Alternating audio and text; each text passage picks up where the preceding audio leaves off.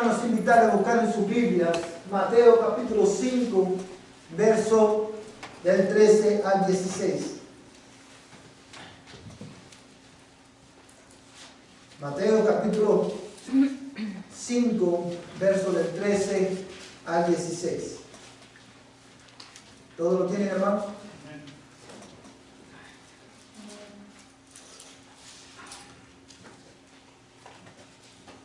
Mateo capítulo 5, verso 13 al 16.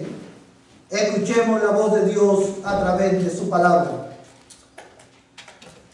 Vosotros sois la sal de la tierra, pero si la sal se ha vuelto insípida, ¿con qué se hará salada otra vez? Ya para nada sirve, sino para ser echada fuera y pisoteada por los hombres. Vosotros sois la luz del mundo.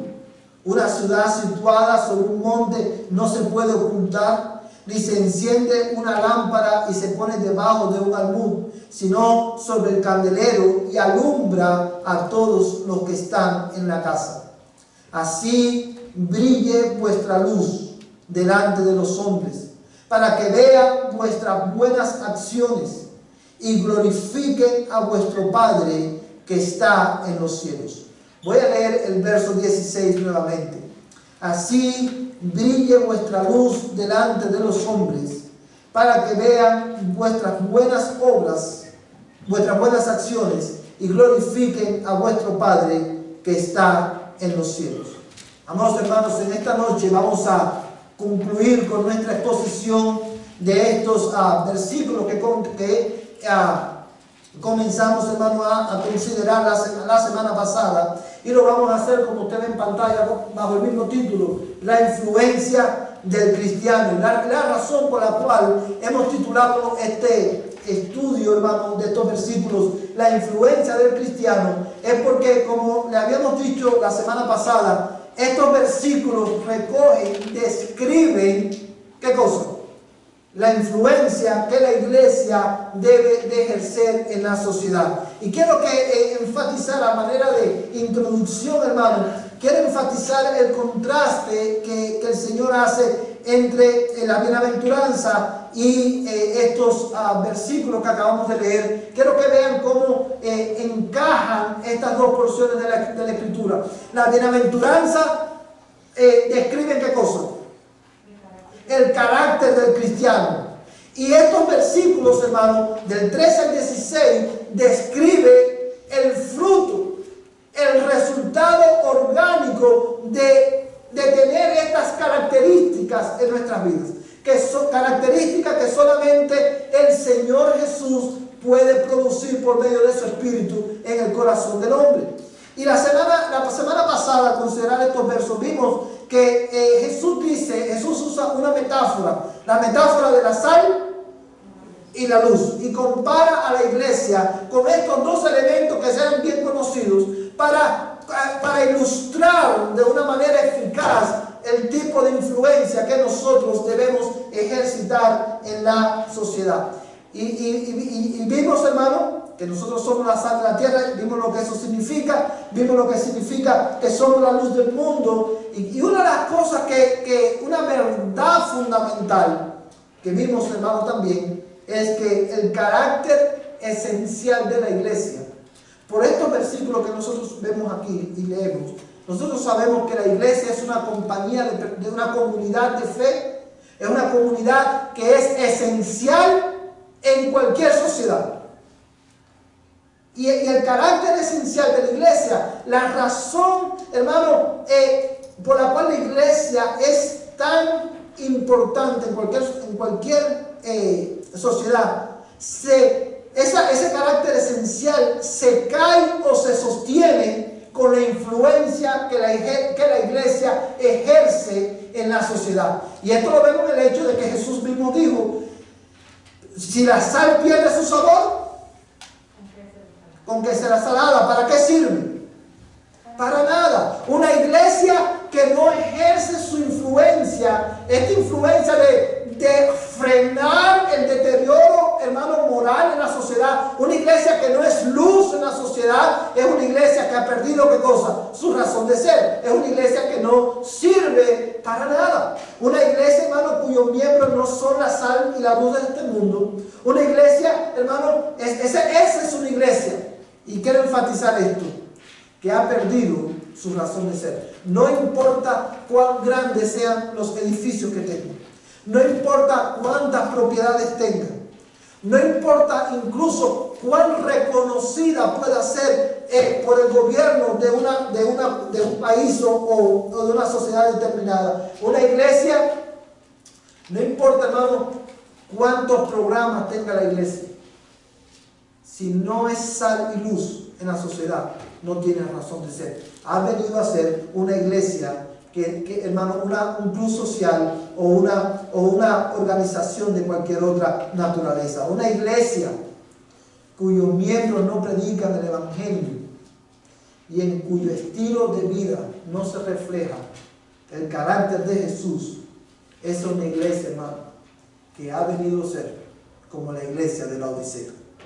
Y es por esto que estas verdades que están en estos versículos son tan importantes para nosotros. Es por eso que nosotros debemos considerar con atención, hermano, porque estas enseñanzas, hermano, esta exhortación que tenemos en estos pocos versículos nos van a ayudar a nosotros como iglesia a enfocarnos en lo que verdaderamente es importante. Esto, hermano, no hay palabras con las cuales yo pueda enfatizar lo fundacional, hermano, lo vertebral que son estos versículos en la vida de cada uno de nosotros como cristianos. Si yo te pregunto, hermano, en esta noche, dime un versículo de la Biblia. ¿Cuál es el versículo de la Biblia que más nosotros no sabemos? Que más rápido viene a nuestra mente. Juan 3:16. Y después de Juan 3:16, ¿cuál es el segundo que viene en orden? Romanos 8:23. Romanos 8:23. Y hay uno, el Salmo 23. Y obviamente todos los versículos bíblicos, hermanos, que ustedes se pueden aprender son buenos. Pero si hay un versículo de la Escritura que nosotros debemos de intencionalmente recordarlo todos los días, memorizarlo en nuestros corazones, es precisamente este pasaje de la Escritura que acabamos de leer. ¿Sabes por qué, mi amada iglesia? Porque estos versículos constituyen un recordatorio sobrio a la iglesia de cuál es nuestra identidad en Cristo. Escúchame bien, hermano, porque esto es bien importante, yo te lo voy a repetir. Tú marca este texto en tu Biblia, grábatelo de memoria, repítetelo una y otra vez, porque en estos versos, en estas verdades, usted tiene, este micrófono está, Adi, ponle mute que yo voy a usar el tuyo.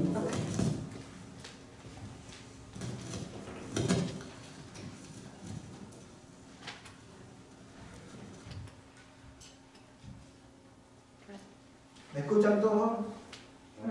No, todavía no. 1, 2, 1, 2, 3. ¿Me escuchan bien ahora? Ok. Hermanos, estos versículos constituyen un recordatorio y es por eso que nosotros debemos memorizarlo. ¿De cuál es nuestra identidad en Cristo? Sube un poquito, vamos. De cuál es nuestra identidad en el Señor. Antes nosotros éramos esclavos del pecado, pero ahora en Cristo nosotros somos, ¿qué cosa?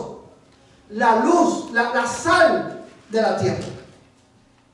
Antes estábamos muertos en la corrupción de nuestra propia naturaleza, pero una vez que Cristo vino a nuestra vida, ahora hemos venido a ser, ¿qué cosa? La sal de la tierra. Antes, hermano, vivíamos en tinieblas, pero ahora en Cristo somos la luz del mundo. Y es por eso que estos versículos debemos memorizarlos, porque además de esto, también constituyen un sobrio recordatorio de cuál es nuestra razón de ser en esta sociedad. Amados hermanos, teniendo estas verdades en nuestras mentes, vamos a continuar profundizando en las enseñanzas de estos versos, y lo vamos a hacer en esta noche respondiendo a dos preguntas. Y la primera pregunta es esta. Escucha bien. Si el carácter esencial de la iglesia, de la iglesia, se sostiene o se cae con su influencia en la sociedad, la pregunta que debemos hacernos y que debemos responder esta noche es esta: ¿cómo podemos mantener estable y saludable nuestra influencia en el mundo? ¿Sí puede entender la razón de la pregunta? Ciertamente, el carácter esencial de la iglesia, o lo voy a poner de otra manera, la razón del ser de la iglesia es su influencia en el mundo. ¿Cómo podemos nosotros como iglesia mantener nuestra influencia estable y saludable, especialmente en estos tiempos en que vivimos, en que el mundo de una manera agresiva está tratando de hacer que nosotros nos convirtamos a ellos y ellos no a nosotros? ¿Cómo nosotros podemos mantener una influencia estable, inconmovible y a la vez saludable? La respuesta, hermanos, la encontramos en este pasaje de la Escritura.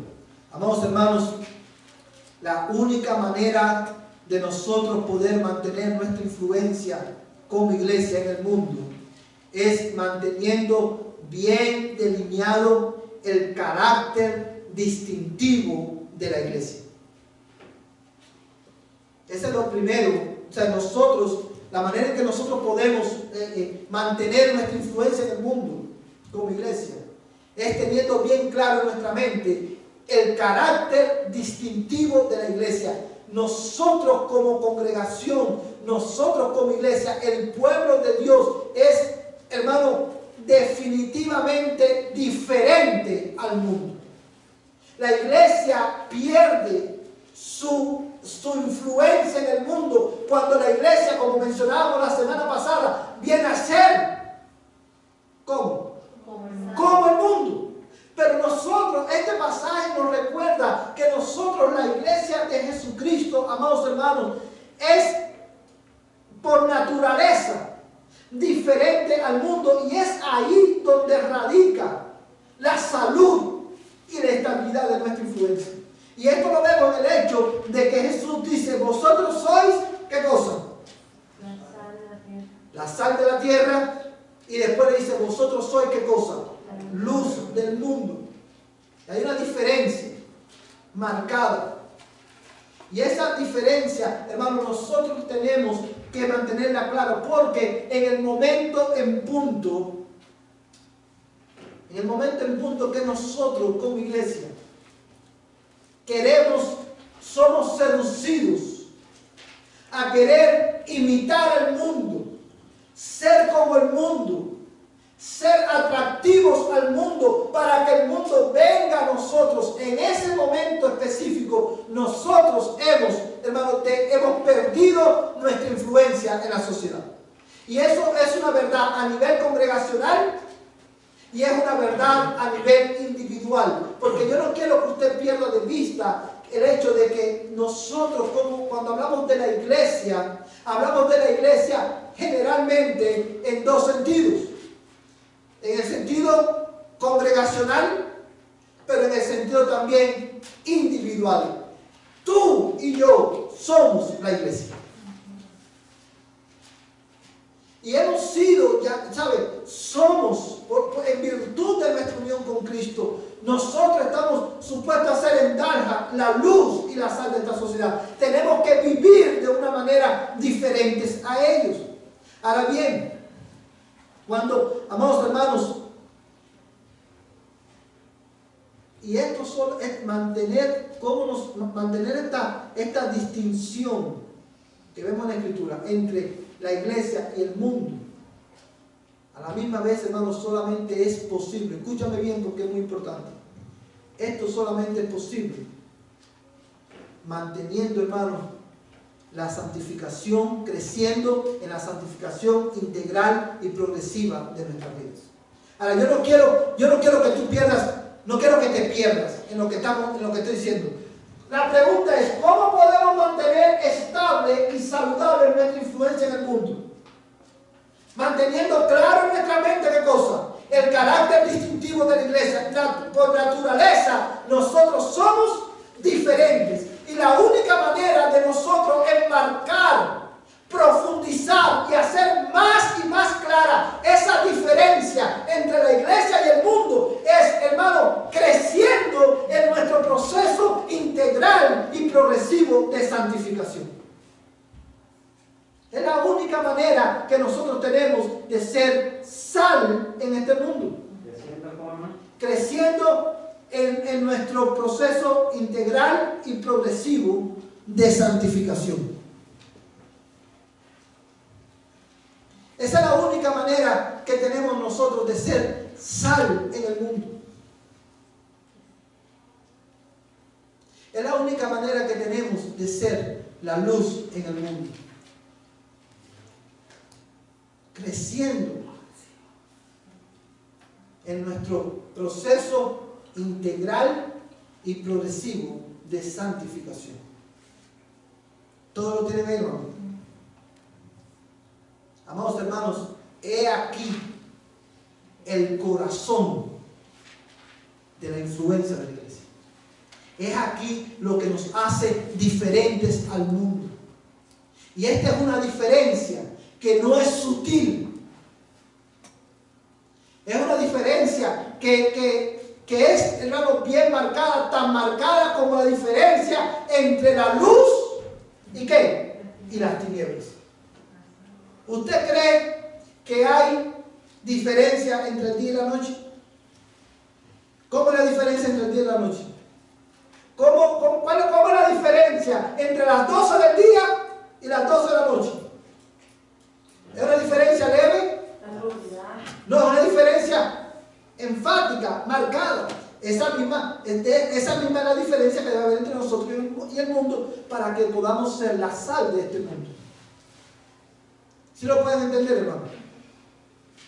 Ok. Vamos a hacer algo porque lo veo así.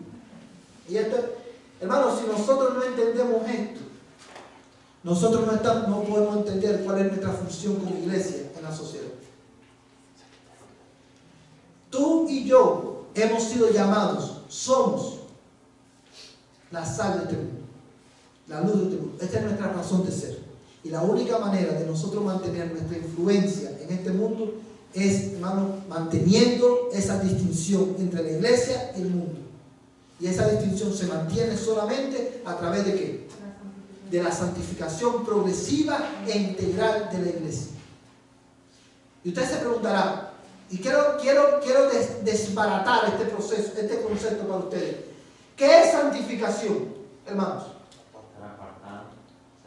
Ser apartado, pues sí, pero ¿qué significa eso? ¿Qué es la santificación?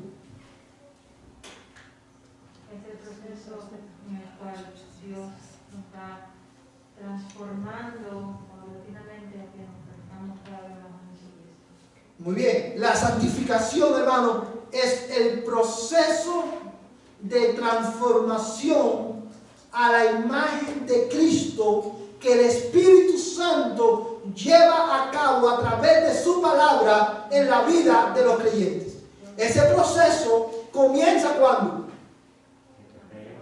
el día en que el Señor nos salva, el día en que nos hace nacer de nuevo. En ese día comienza un proceso de renovación, de transformación, y ese proceso es progresivo. Porque comienza en ese día y va aumentando, vamos creciendo en él paulatinamente hasta el día de nuestra muerte o hasta el día en que Cristo venga por nosotros. Sí, como hemos dicho innumerables ocasiones en nuestra iglesia, si usted está en Cristo, usted tiene que estar siendo santificado progresivamente. Usted, no existe tal cosa como, él lleva 20 años en la iglesia y siempre ha sido así. Hay que entenderlo. Así es como él. Si llevas 20 años en la iglesia y tu vida no está siendo transformada, no estás en Cristo.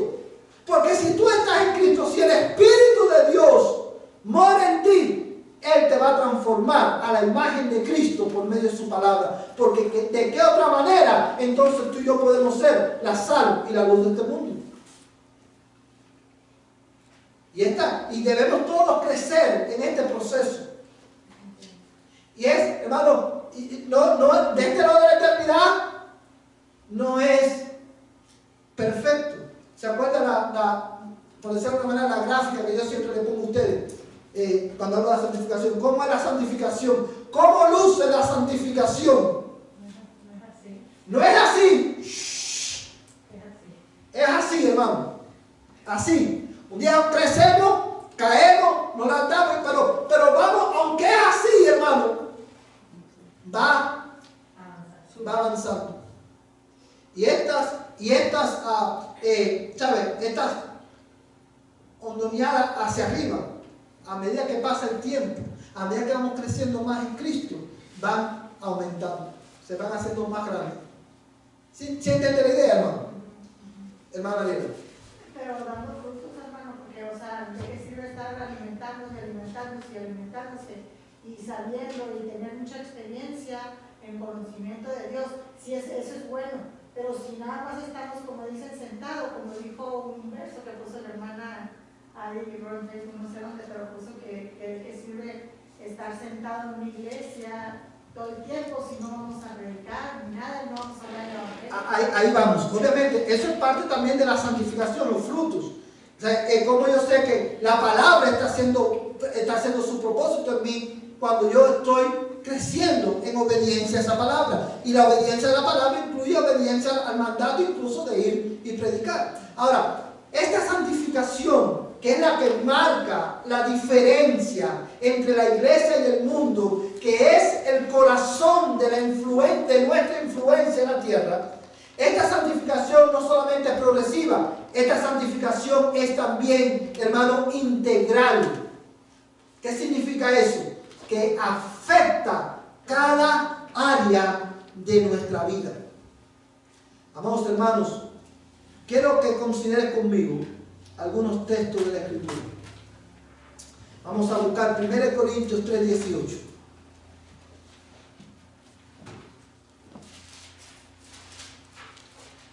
Amén. 1 Corintios 3:18. Sí, por favor, hermano. Nadie se engaña a sí mismo. Si alguno de vosotros se cree sabio según este mundo, haga silencio a fin de llegar a ser sabio. Ok, déjame ver algo, hermano. Creo que me confundí.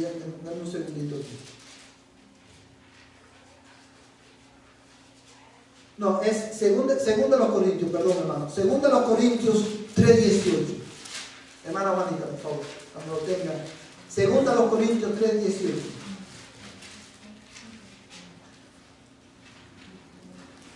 Pero nosotros todos, con el rostro descubierto, contemplando como en un espejo la gloria del Señor, estamos siendo transformados en la misma imagen de gloria en gloria, como por el Señor en el Espíritu.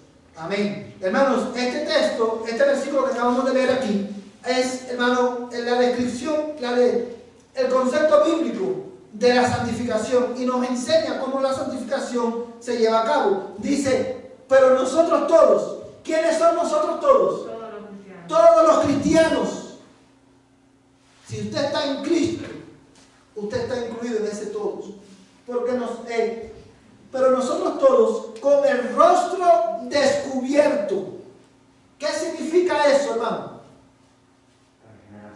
La regeneración, hermano. Porque el rostro descubierto, hermano, dice la Biblia que el que está sin Cristo tiene ¿qué cosa? Los ojos los tiene velados, tiene un velo. Que, ¿saben? Sus ojos han sido cegados para que no le amanezca, no puedan ver la gloria del Evangelio. Pero cuando Cristo viene a nuestra vida, Cristo quita ¿qué cosa? El velo. Y ahora, antes no veíamos, pero ahora podemos ver. Y dice el texto, hermano, pero nosotros todos con el rostro descubierto, contemplando como en un espejo la gloria del Señor, ¿Dónde nosotros contemplamos como un espejo la gloria del Señor, hermana? En su palabra. Dice, estamos siendo transformados en la misma imagen de gloria en gloria, como por el Señor el Espíritu. Ahora, nosotros dijimos que la santificación, ¿qué cosa es? Un proceso. ¿Puedes tú identificar en ese texto donde dice que la santificación es un proceso? Mira el texto, hermano, y yo quiero que tú lo descubras. ¿Dónde nos dice que es un proceso? Que estamos siendo transformados en la misma imagen de Dios. Amén. Dice, fíjate que no dice, hemos sido transformados o seremos transformados, sino que estamos siendo. Presente continuo, como dice el hermano Ali, estamos siendo transformados en la medida que nosotros somos expuestos a la palabra del Señor. El Espíritu Santo usa su palabra para santificarnos, para moldearnos a la imagen de Cristo. Y eso es obra de ¿quién? Del Espíritu Santo, como lo dice el texto. Vamos, hermanos, un cristiano que no está siendo santificado, o lo voy a decir de otra manera, porque si eres cristiano tienes que estar siendo santificado. Un cristiano que crece lentamente en su proceso de santificación, más lento de lo normal, por decirlo de una manera, es un cristiano, hermano, que no se expone continuamente a la palabra de Dios.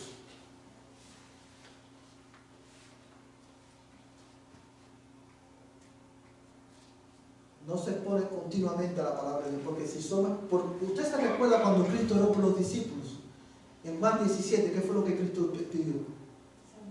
Santifícalos en tu verdad. Tu palabra es la verdad.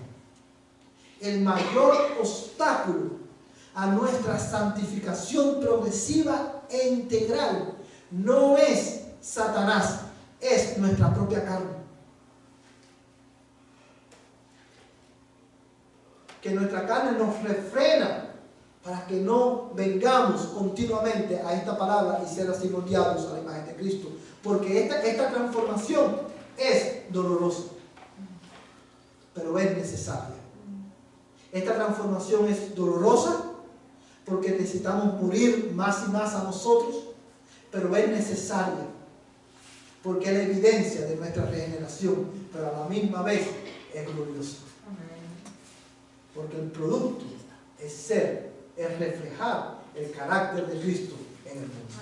Amén, hermanos. Amén, hermanos. Amén. Hermanos, quiero, y miren estos textos bíblicos, porque quiero que vean, vimos en la Escritura que la santificación es un proceso. Ahora, mira conmigo Marcos capítulo 9, verso 50. Marcos capítulo 9, verso 50. Y este texto, márcalo ahí, hermano, también. Marcos capítulo 9.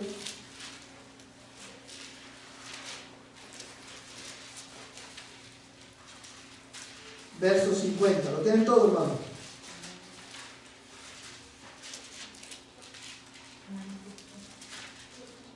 Sí, ya lo saben.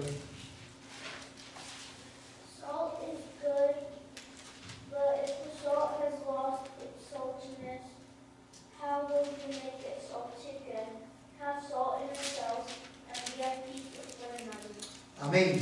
Amados hermanos, dijimos que la santificación es integral porque afecta todas las áreas de nuestra vida. Afecta nuestro intelecto, nuestra voluntad y nuestras emociones. Ahora piensa por un momento en este texto que acabamos de leer. Fíjate que Marcos pues, dice, hermano, escribe, el Señor está diciendo, la sal es buena, pero si la sal se vuelve insípida, ¿con qué la sazonaréis? Obviamente, ve que Jesús está usando las mismas palabras prácticamente que en Mateo. La sal es buena, pero si la sal se vuelve insípida, ¿con qué la sazonaréis? Tened sal en vosotros y estad en paz los unos con los otros. La única manera de nosotros, hermanos, poder mantener estable y saludable nuestra influencia en el mundo es teniendo sal en nosotros. Es, hermanos, siendo progresivamente e integralmente santificados, hermanos, la imagen de Cristo. Si nosotros somos la sal de la tierra, nosotros tenemos que tener sal en nuestra vida. Tenemos que, hermanos, crecer más y más en ese proceso de santificación que afecta nuestras emociones. Quiero que te fijes cómo el Señor dice en este pasaje: tener sal en vosotros y ¿qué? Y estar en paz los unos con nosotros. Para poder estar en paz los unos con nosotros, en la iglesia, en la calle, en el trabajo, en el hogar, nosotros necesitamos ser santificados en nuestras emociones. ¿De dónde vienen los pleitos entre vosotros? ¿De dónde vienen? De mi esposa, que es la que me saca de quicio. De vuestras pasiones que batallan en vuestros miembros. Para poder tener paz, tenemos que tener sal en nuestras emociones. Tenemos que ser santificados en nuestras emociones para poder estar en paz los unos con nosotros. Pero también necesitamos tener paz, sal en nuestra manera de hablar. Nuestra manera de hablar también tiene que estar sazonada con sal. Nosotros no podemos hablar como habla la gente del mundo. No porque somos una clase más elevada de personas, sino porque hemos sido transformados por el poder del Evangelio. Mira, hermano, lo que dice en la Escritura. Colosenses capítulo 4, verso 6.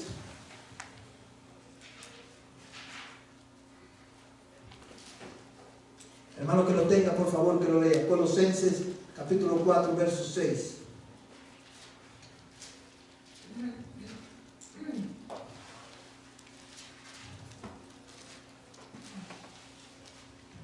Amén. Que vuestra conversación sea siempre con gracia, sazonada como con sal, para que sepáis cómo debéis responder a cada persona. Amén. Que vuestras palabras sean como con gracia. Sazonada como sazonada ¿con qué? Con sal. Hermano, ¿qué es lo que significa eso? Que nuestra manera de hablar no puede ser una manera corrompida de hablar. Porque si tenemos sal en nosotros, nuestra manera de hablar va a ser preservada, va a ser santificada para la gloria de Dios. ¿Eso quiere decir con gracia? Con gracia es que, ¿sabes? Que tratemos a las personas, que respondamos a las personas con gracia, hermano. Muchas veces, porque fíjate que la última parte del versículo te explica, dice, para que te vayas a responder a cada quien, ¿cómo? Como debemos de hablar. Mira, hermano, responder con gracia o hablar con gracia a una persona, no te lo voy a explicar yo, te lo va a explicar el apóstol Pablo. Mira Efesios capítulo 4, esto es lo que significa hablar, que nuestras conversaciones sean con gracia y que nuestras palabras estén sazonadas con sal. Mira el verso 29. Efesios 4, 29.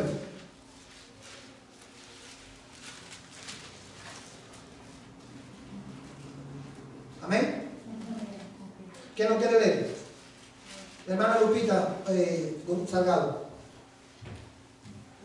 No salga de vuestra boca ninguna palabra mala, sino solo la que sea buena para edificación, según la necesidad del momento, para que imparta gracia a los que escuchan.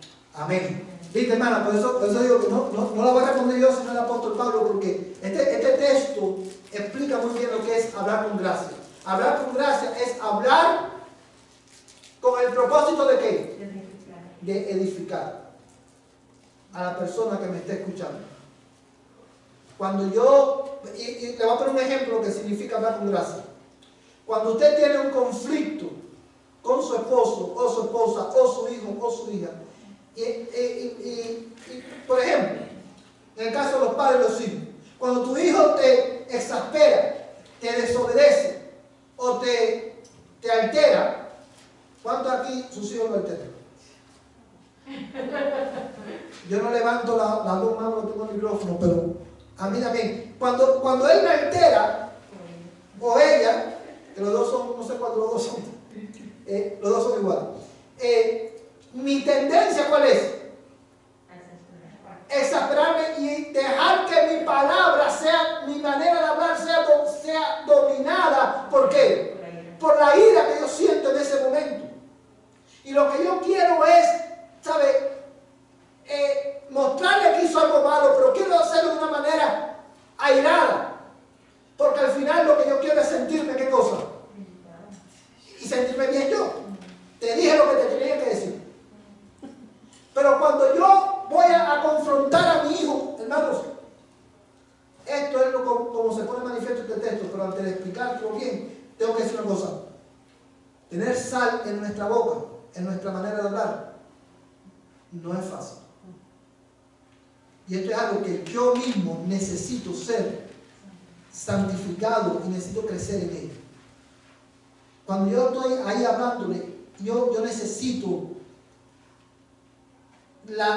el control, necesito, hermano, la influencia sobrenatural del Espíritu de Dios en mi vida para yo poder hablar a mi hijo de una manera que yo lo edifique y no lo destruya. Pero edificar a mi hijo en ese momento, hablarle con gracia, hablarle con sal, hermano, implica, obviamente, confrontarlo con su pecado y hacerlo a él mirar ¿a quién? A Cristo. Eso implica, eso es lo que es hablarle con gracia para su edificación. Y ahorita vamos a ver por qué yo debo hacerlo de esta manera. Pero nosotros, recuerda las palabras de Cristo, hermano, tened sal en vosotros.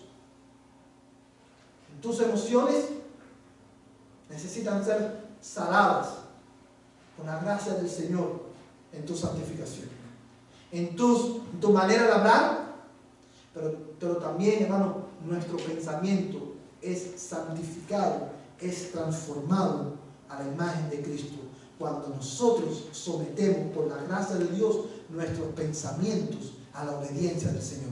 No busque este texto porque no nos da tiempo, solamente quiero que lo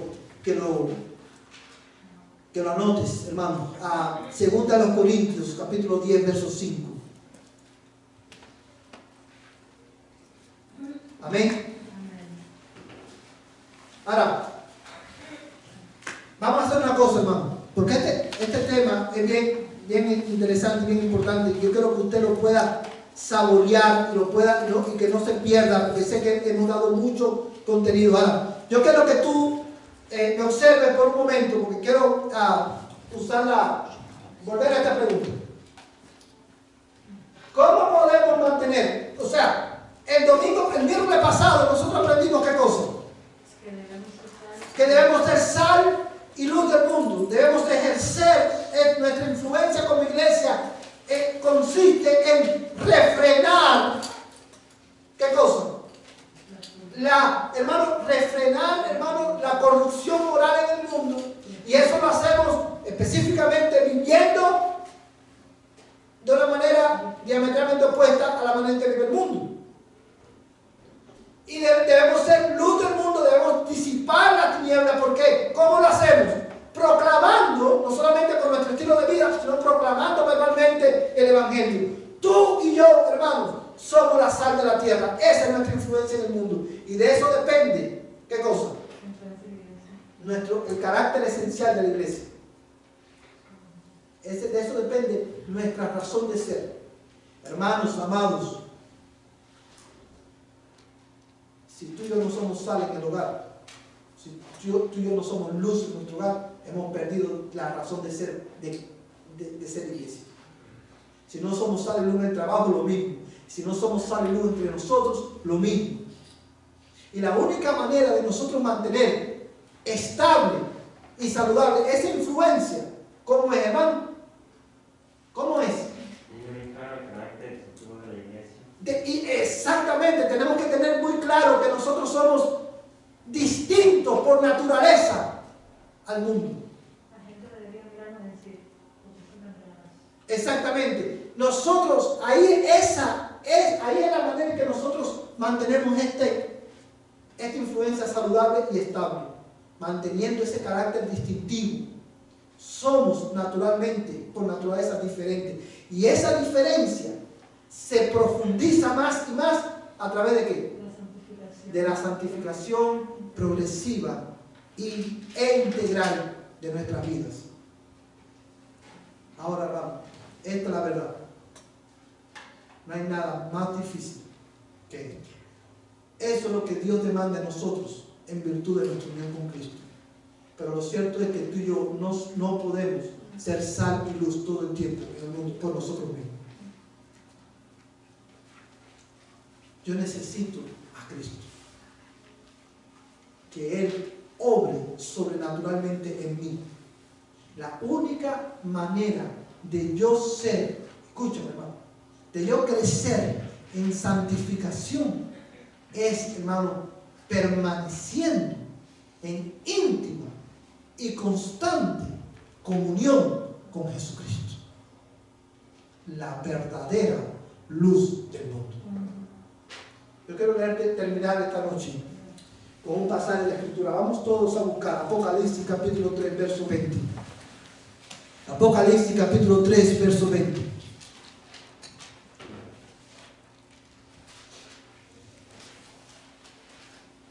Amén.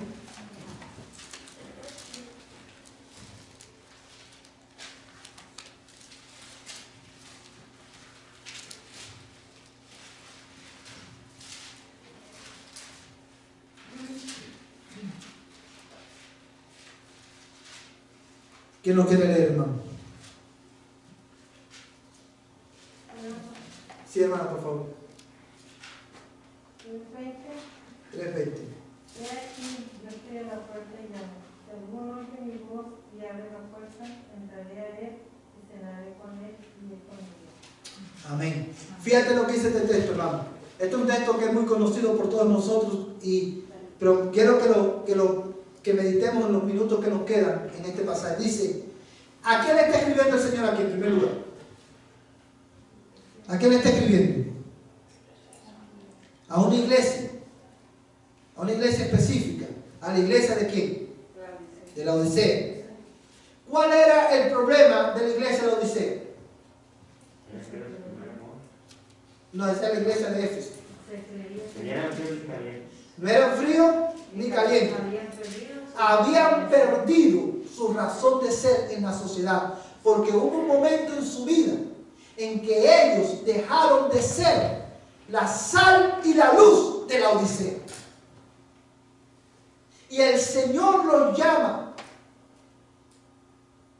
y les dice, lo primero que les dice es, los llama al arrepentimiento. Dice, fíjate cómo dice el texto. Vamos a leer desde el verso 19. Dice, yo reprendo y disciplino a todos los que amo. Sé pues celoso y arrepiéntete. Hermanos, si tú y yo no somos sal y luz en Dallas, es imperativo que tú y yo hoy nos arrepintamos.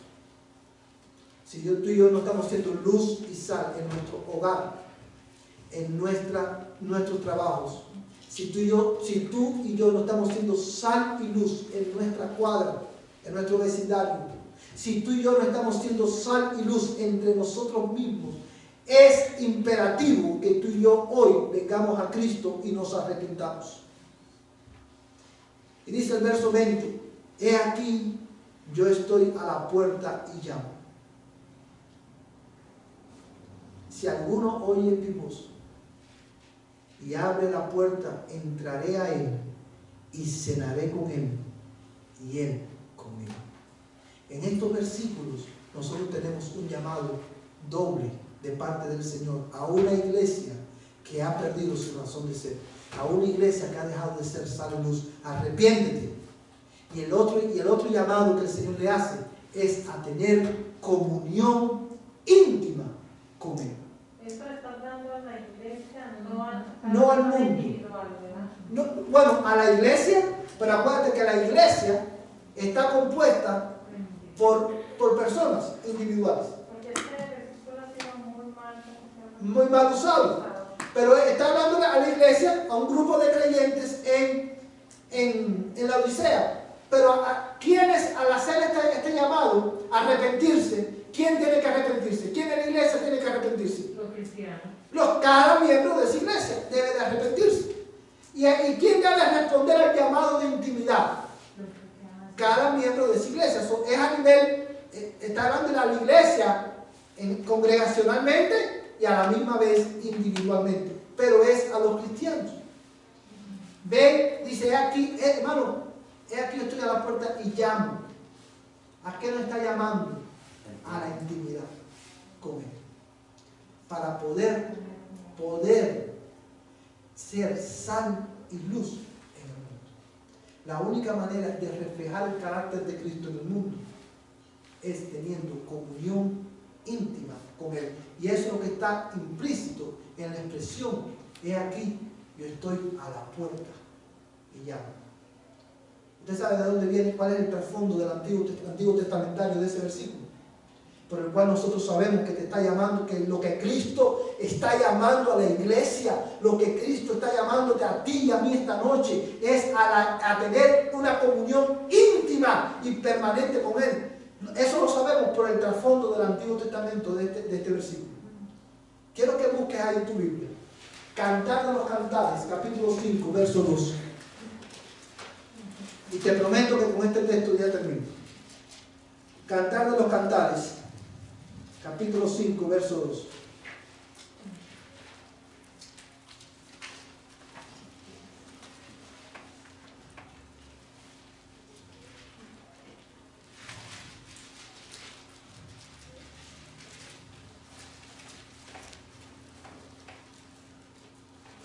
Amén.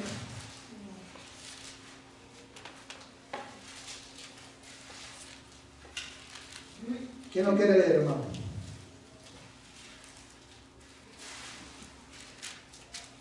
Yo dormía, pero mi corazón velaba.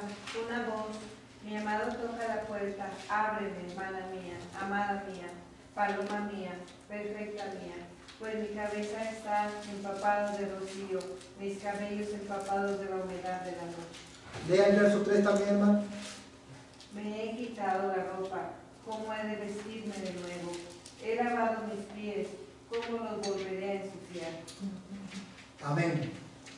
Hermanos, muchos indoctos han tratado de decir que el libro de Cantar de los Cantares es un poema de amor entre un hombre y una mujer, y ese es todo el mensaje que tiene. Y no hay nada. El libro de Cantar de los Cantares está ahí no para enseñarnos cómo un hombre debe tratar a su mujer, o no está ahí para enseñarnos el carácter íntimo de las relaciones sexuales en un matrimonio. Porque para eso tenemos ¿qué cosa? Tenemos, por ejemplo, el libro de Génesis, que dice: y dejará el hombre a su padre y a su madre, y se unirá ¿a quién? A su mujer, y será una sola carne. Tenemos la instrucción de Pablo en Efesios cómo debemos tratarnos. El mensaje de Cantar de los Cantares es mucho más profundo, mucho más sublime. Porque usa este poema de amor entre un hombre y una mujer, hermano, es inspirado por el Espíritu Santo para ilustrarle a la iglesia la clase de relación que Dios desea tener con su pueblo. La clase de relación que nosotros necesitamos tener con el Señor, que no es una relación de nos vemos el domingo y nos volvemos a ver el próximo domingo o el miércoles, o nos vemos una vez al mes o 2 veces al año. Ese no es el tipo de relación que Dios quiere. Un cristiano, una persona que mantenga ese tipo de relación con el Señor,